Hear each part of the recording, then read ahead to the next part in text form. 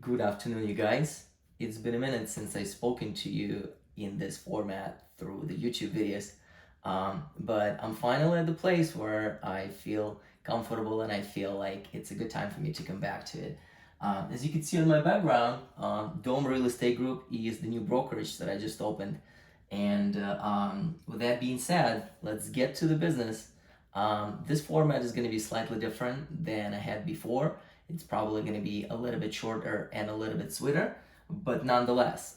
So today I wanted to briefly cover a topic that comes up quite often, and that's a topic of leasing properties here in the greater Los Angeles area. So I'm gonna answer a couple of questions today, and I'll leave some questions for the next time. So the question number one is, do I work with leases? So that's one of the most common questions I would say I get nowadays, and the answer is very rarely. I do work with leases with the clients of mine, with people that have been referred to me, usually not bringing up people that I have never worked with. So the question that naturally comes up next is, are there agents that work specifically with leases? And to my knowledge, there's not that many of them.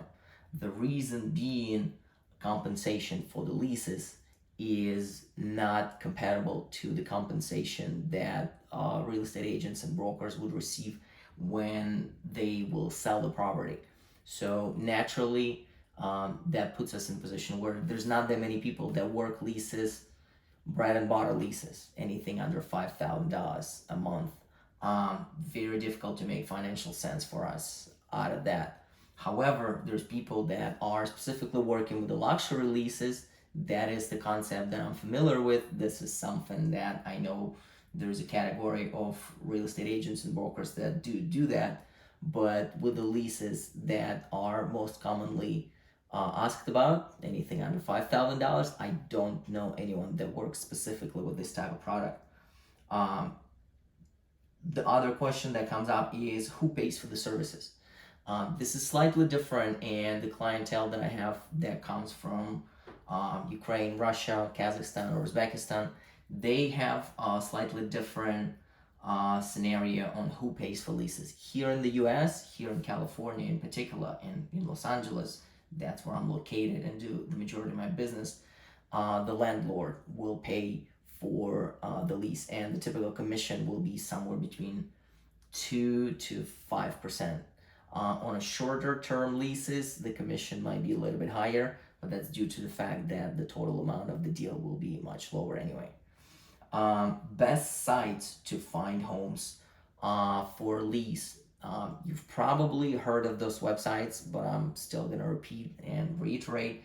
Apartments.com, Zillow.com, Trulia.com, and there's a couple of websites that are slightly unconventional in that sense. Craigslist still offers some options for the cheaper leases and sometimes for room sharing type of arrangements. And Facebook. Actually, Facebook is full of local groups that might be offering leases. This is not something that I would be able to get involved, but for people that are looking for bread and butter leases here in Los Angeles, under $3,000, under $2,000, so something on a cheaper end, Craigslist would be a really good resource to find someone that might be able to help you out with that. But obviously, proceed with caution, as they say. With the Craigslist, there's a lot of fraud.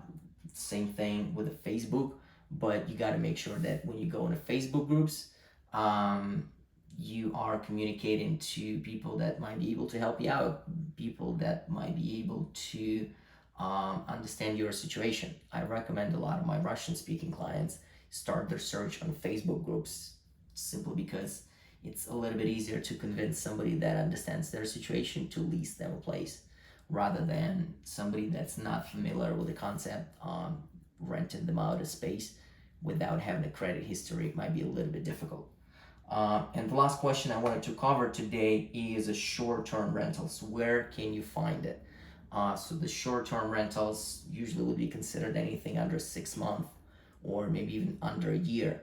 And there's few websites that will be able to provide you the services. Airbnb, obviously, VRBO is the platform that specializes on that particular service.